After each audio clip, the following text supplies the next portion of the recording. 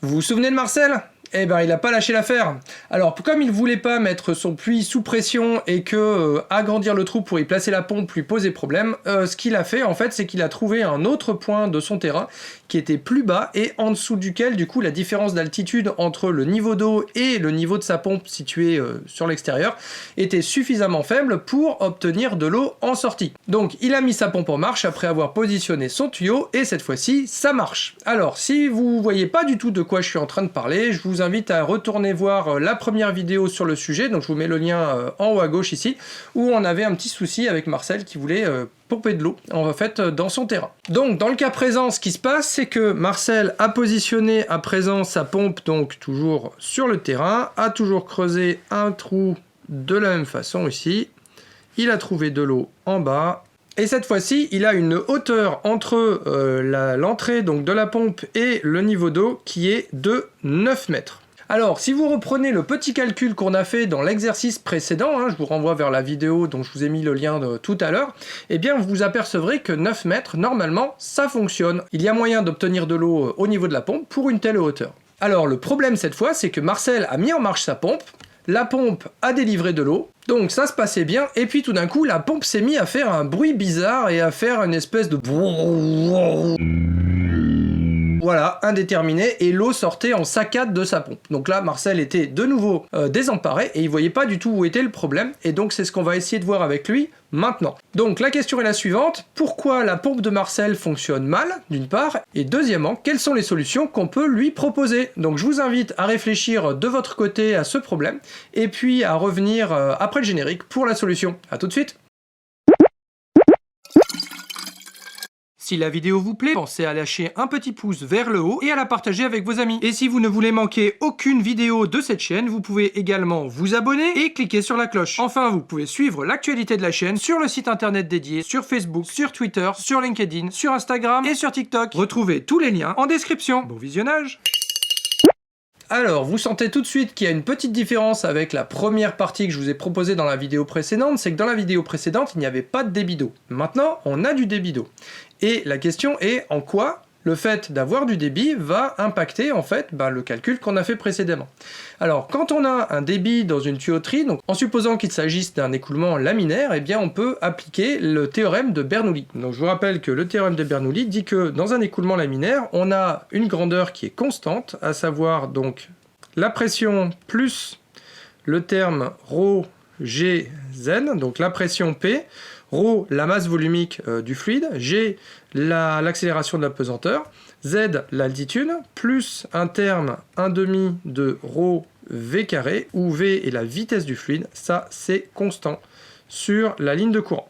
Donc une fois qu'on a posé ça, et compte tenu de ce qu'on avait démontré dans la première partie, on peut poser la question de manière différente. Ici, jusqu'à quelle vitesse de fluide peut-on aller sans que on voit apparaître dans la tuyauterie de vaporisation de l'eau, autrement dit de phénomène de cavitation? Eh bien ici, on peut très bien le calculer avec ceci. Alors ce que l'on va faire, c'est qu'on va supposer qu'on a, comme la dernière fois, la pression P0 à l'extérieur et donc à la surface du liquide dans le puits. On va également supposer qu'on connaît la pression de vapeur saturante de l'eau ici, donc qui est de 2300 pascal à 20 degrés Celsius. Et donc la limite qu'on est capable d'atteindre, donc le P, le minimum qu'on peut atteindre ici dans la tuyauterie, eh bien c'est justement cette pression de vapeur saturante. Autrement dit, le long de la ligne de courant, en partant de la surface du liquide ici et en remontant dans le tuyau, eh bien on va avoir cette grandeur-là qui va être constante. Alors ce que l'on va faire, c'est qu'on va supposer que comme ici on a une grande réserve d'eau, la vitesse du fluide à la surface du liquide ici est nulle. Donc on va supposer que la vitesse est nulle au niveau de la surface du fluide. Ce qui fait que lorsque l'on va écrire le fait qu'on a conservation de cette grandeur-là le long de la ligne de courant, on va avoir d'un côté donc P0 plus ρ G Z, alors je mets ZO ici, plus un terme qui est nul vu qu'on vient de dire que la vitesse de la surface du liquide était nulle ici, qui est égal à la pression la plus basse qu'on puisse atteindre, donc la limite, donc ça c'est la pression SAT, plus un terme qu'on va noter du coup ρ G Zmin, donc ça c'est la hauteur minimale que l'on souhaite atteindre, donc ici ce sera les 9 mètres, 9 mètres par rapport au Z de l'eau, donc l'altitude de l'eau, plus un terme cinétique, donc 1/2 de ρ V carré, donc ça ce sera V max carré, puisque ici cette relation permettra de caractériser la vitesse maximale que l'on est en droit de mettre en place dans la tuyauterie sans voir apparaître de phénomène de cavitation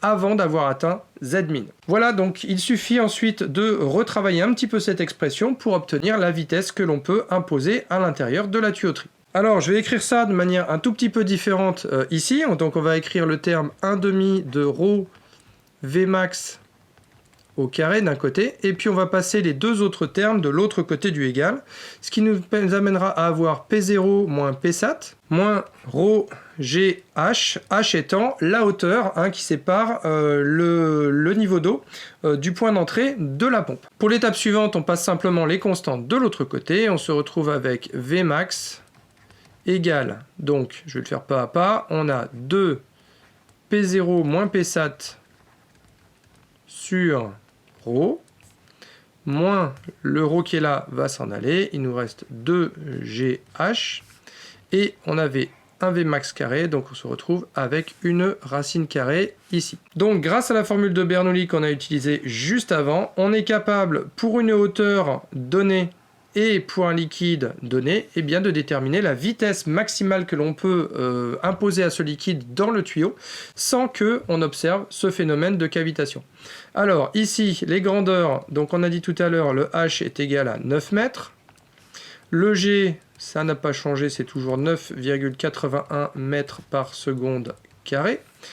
Le ρ, donc on est toujours avec l'eau douce, ça fait 997 kg par mètre cube. Le Psat, je l'ai rappelé juste avant, c'est 2300 pascal. Et le P0 qu'on a là vaut 101 325 pascal. Voilà. On n'a donc plus qu'à faire l'application numérique et on se retrouve avec un Vmax qui vaut donc ici 4,70 mètres par seconde. Voilà, alors des mètres par seconde dans une tuyauterie, ça parle pas forcément, donc on va convertir ça en débit. Ici, il se trouve que Marcel a choisi d'équiper son trou d'un tuyau en polyéthylène d'un diamètre de 16 mm. Donc on peut calculer la section droite de ce tuyau, donc je vous rappelle, la section, c'est simplement pi fois le diamètre au carré sur 4. Et donc ici, on a une section droite qui vaut 2,010 moins 4 mètres carrés. Le débit, du coup, qui correspond à cette vitesse, donc le débit max ici, eh bien, on l'obtient simplement en faisant donc Dmax égale Vmax fois S. Et ça nous fait 9,4 10 moins 4 mètres cubes par seconde. Alors, de la même façon, des mètres cubes par seconde, c'est pas tout à fait l'unité qui est utilisée d'habitude pour ce type de mesure dans la vie courante. Alors, on peut convertir cette grandeur à quelque chose qui est un petit peu plus parlant, notamment quand on lit les spécifications des pompes d'arrosage. Ce sont des mètres cubes par heure. Donc ici, 9,4 10-4 mètres cubes par seconde. Il suffit de multiplier par 3600, puisqu'il y a 3600 secondes dans une heure, et ça nous donne donc ici 3,4 mètres cubes par heure. Voilà, et là on a trouvé l'origine du problème, parce que la pompe qu'utilise Marcel, elle essaye de tirer en fait 6 mètres cubes par heure. Autrement dit, ce qui se passe, c'est que la pompe démarre, ça démarre doucement, l'eau commence à monter, elle prend de la vitesse, au bout d'un moment la vitesse dépasse la vitesse maximum, l'eau se met donc à caviter, autrement dit on a formation de vapeur d'eau, notamment au niveau de la pompe elle-même. Lorsque ce phénomène de cavitation apparaît, le liquide ralentit, puisque le liquide ralentit, le phénomène de cavitation disparaît, donc le liquide se fait à nouveau aspirer par la pompe se remet en marche, et puis donc au bout d'un moment la vitesse maximale est de nouveau dépassée, ça cavite de nouveau, le liquide ralentit, hop, et ainsi de suite. On a un phénomène d'aller-retour qui fait notamment que la pompe se met à faire un bruit un peu bizarre, d'une espèce de ronronnement qui va et vient, avec un débit d'eau en sortie qui est irrégulier. Alors, il faut savoir que les phénomènes de cavitation sont particulièrement dommageables pour les pompes. C'est quelque chose qu'on veut absolument éviter parce que ça crée en fait des à-coups, des chocs assez violents au niveau de la pompe. Il faut savoir qu'il y a une crevette qui utilise ce phénomène de cavitation pour assommer ses proies. Et bien là, la pompe, en fait, il lui arrive la même chose. Donc, il y a différentes solutions qui vont permettre de contourner ce problème. Donc, en gros, là, je vais vous en proposer deux. Alors, la première solution, je dirais que la plus évidente, c'est de diminuer le débit.